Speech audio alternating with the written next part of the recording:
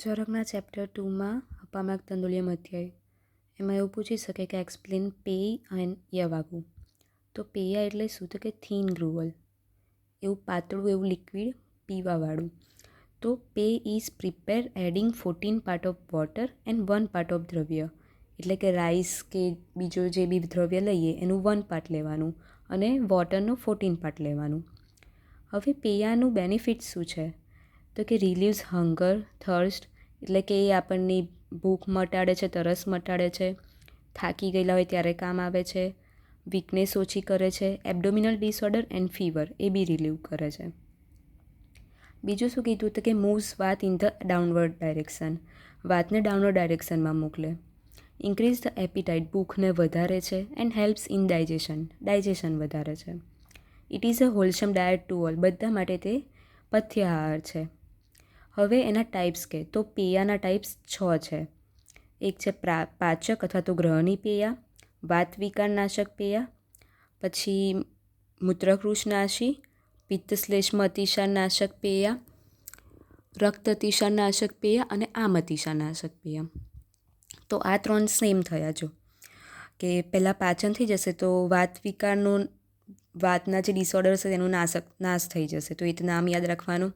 એના લીધે જે મૂત્રનો પ્રોબ્લેમ હશે એ બી દૂર થઈ જશે, એટલે મૂત્રકૃશનાશી. આ 3 યાદ રાખવાના. અને બીજા 3 કઈ રીતે યાદ રાખવાના છે કે હવે પિત્ત અને શ્લેષ્મ એ જે અતિસાર થઈ ગયો તો એનો બી નાશ થશે, એટલે કે પિત્ત શ્લેષ્મ અતિસાર નાશક. પછી રક્તનો જે અતિસાર થઈ ગયો તો એનું નાશ થશે, અને આમના અતિસારનું, તો એ 3 સિમિલર થયા. તો આમ 6 ટાઈપ્સ એના યાદ રાખવાના છે પેયાના, અને એની ડેફિનેશન હતી એ બેનિફિટ્સ. તો આટલું પેયાનું થયું. હવે આવે છે યવાગુ. તો યવાગુમાં શું કીધું કે different varieties of yavagu prepare with different medicine to cures various disorder. અલગ અલગ મેડિસિન બનાવે છે યવાગુથી, જે અલગ અલગ ડિસઓર્ડરમાં કામ આવે છે. તો એમાં શું કીધું કે અન્ન is prepare red adding 6 part, એટલે કે રેડ અન્ન લેવાનું. એ કેટલું લેવાનું? તો કે 1 પાર્ટ દ્રવ્ય અને 6 પાર્ટ ઓફ વોટર. પેયામાં શું હતું કે 1 પાર્ટ ઓફ દ્રવ્ય અને 14 પાર્ટ ઓફ વોટર. આમાં 1 પાર્ટ દ્રવ્ય અને 6 પાર્ટ વોટર. પછી અહીંયા જ ચક્રપાણી શું કહે છે કે yavagu is to be prepare with due regard to proper measurement of it ingredients, water, rice, drug જે બી લો એ. પણ there is no fix dose for drug is to be prescribe the actual ratio. અહીંયા કોઈ ફિક્સ ડોઝ નથી આપેલો. એ કોના બેઝ પર આપે છે? તો કે એની અગ્નિ, દોષ, દેહ બલ, વય, વ્યાધિ, દ્રવ્ય એ બધાને ઓબ્ઝર્વ કરીને એનો ડોઝ ફિક્સ કરે છે. એક પ્રોપર દ્રવ્યનો ડોઝ નથી આપ્યો, જેવું યવાગુમાં પેયામાં કહી દીધું એવું કમ્પ્લીટ આમાં નથી કીધું.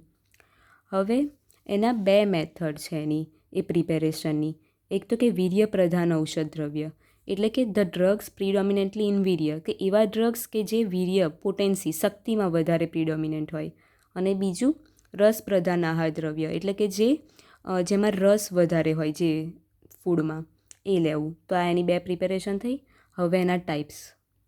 તો યવાગુના ટોટલ 28 ટાઈપ છે. પેયાના કેટલા હતા? 6 ટાઈપ હતા.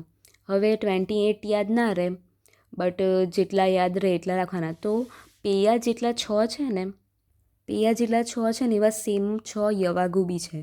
પહેલાં શું હતું કે પાચક પેય અથવા તો ગ્રહની પેયા. તો સેમ એવું આવ્યું, પાચનીય યવાગુ અને ગ્રાહી યવાગુ. બરાબર. પછી બીજું શું હતું એમાં? વાત વિકારનાશક પેયા. આમાં શું થશે કે વાત અનુલોમ યવાગુ થઈ જશે. બરાબર. પછી પેલામાં શું હતું કે એના પરથી આ યાદ રાખી શકું કે વાત વિકારનાશક, તો મેઇન તો વાતમાં શું થાય? પેઇન થાય. તો સૂલવાળું આવી જાય કે સૂલનાશક યવાગુ. તો આ રીતે 4 યાદ રહે. પછી પેલામાં શું હતું કે મૂત્રકૃચ્છનાશ પેયા. આમાં મૂત્રકૃચ્છ હર્પ યવાગુ. પછી પેલા 3 સેમ કે પિત્ત કફ અતિસાર નાશક પેયા હતું, એની જગ્યાએ 3માં યવાગુ લગાવી દેવાનું. પિત્ત કફ અતિસાર, રક્ત અતિસાર અને આમ અતિસાર. નાશક પેયાની જગ્યાએ યવાગુ. તો 28માંથી 8 તો યાદ રહી જાય, એટલા બહુ છે. ખાલી નંબર યાદ રાખવાના કે ટોટલ 28 ટાઈપ છે એના, અને પેયાના 6 ટાઈપ છે. તો આટલું એમાં કરવાનું છે પેયા અને યવાગુમાં.